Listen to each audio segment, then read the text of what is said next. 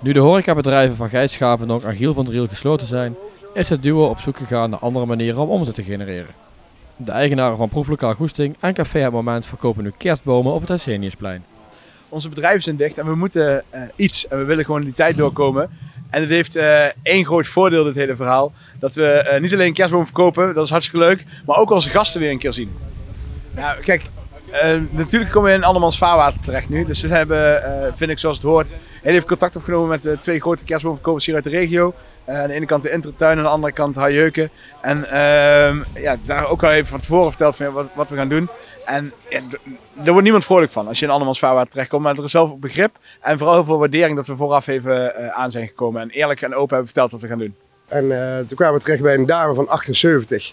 En die mevrouw die was nog vlotter dan ik, moet ik zeggen.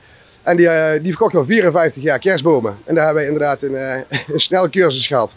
En dus we kwamen ze vrijdag halen, vrijdagmorgen. En ze werden net van het land werden ze eruit, met de schop eruit en afgezaagd. Dus inderdaad, we hebben ze allemaal staan. En iedere week kunnen we gewoon de verse bomen weer bij gaan halen. En natuurlijk zijn we wat vroeg.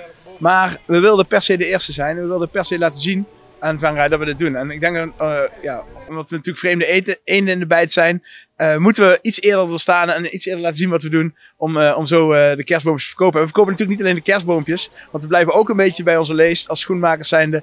We hebben ook al een hele mooie bar staan waarbij we koffie en glühwein, vanaf volgende week echte soep meegeven. Allemaal voor de takeaway, helaas niet om hier ter plekke op te eten of te drinken.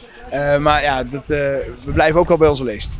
De kerstbomen worden de komende weekenden verkocht. Iedere vrijdag van 4 tot 8 en iedere zaterdag en zondag van 10 tot 4.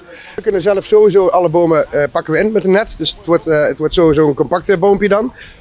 Of u komt met de auto en u rijdt bij het oude postkantoor. We zetten hem voor u in de auto. Maar voor kleine meerprijs brengen wij hem zowel binnen als buiten van Rij komen wij gewoon de bomen thuis bezorgen. En we staan hier, zolang dat er een vraag is naar kerstbomen, blijven wij hier gezellig staan. En we hebben ons barretje, dus het is leuk om iedereen weer even te zien.